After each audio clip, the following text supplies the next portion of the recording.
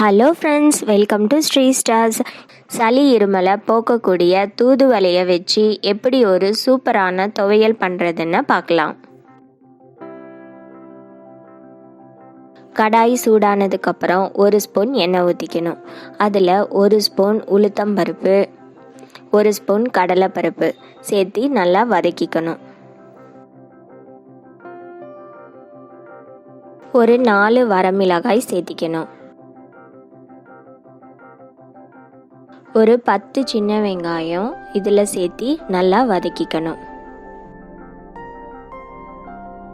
ஒரு 2 பல்லு பூண்டு சேர்த்திக்கணும். சிறிதளவு புளி சேர்த்திக்கணும்.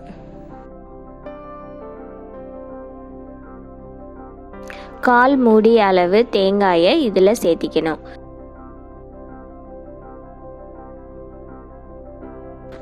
நல்லா க்ளீன் பண்ணி வச்ச தூதுவளையை ஒரு கைப்பிடி அளவு இதில் சேர்த்திக்கணும். எல்லாத்தையும் நல்லா வதக்கிக்கணும். தூதுவளையை சேர்த்துனதுக்கப்புறம் ரொம்ப நேரம் வதக்கக்கூடாது. சும்மா 1 நிமிஷம் வதக்குனா போதும். அதனால் அதை நம்ம கடைசியாக சேர்த்திக்கணும்.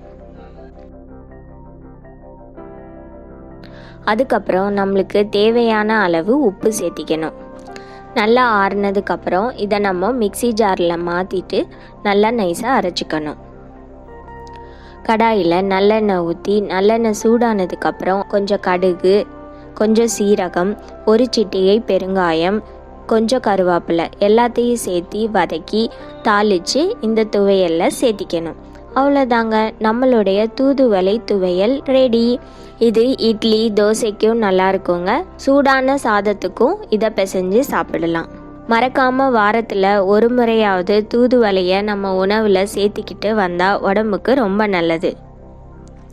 ஓகே ஃப்ரெண்ட்ஸ், இந்த சட்னி உங்களுக்கு பிடிச்சிருக்குன்னு நினைக்கிறேன். இந்த மாதிரி மேலும் பல ரெசிபியை நம்ம ஸ்ரீஸ்டார்ஸில் பார்க்கலாம். இது வரைக்கும் சப்ஸ்கிரைப் பண்ணாமல் இருந்தீங்கன்னா மறக்காமல் சப்ஸ்கிரைப் பண்ணிவிடுங்க. இந்த வீடியோவை எல்லாத்துக்கும் ஷேர் பண்ணிவிடுங்க. தேங்க்ஸ் ஃபார் வாட்சிங்.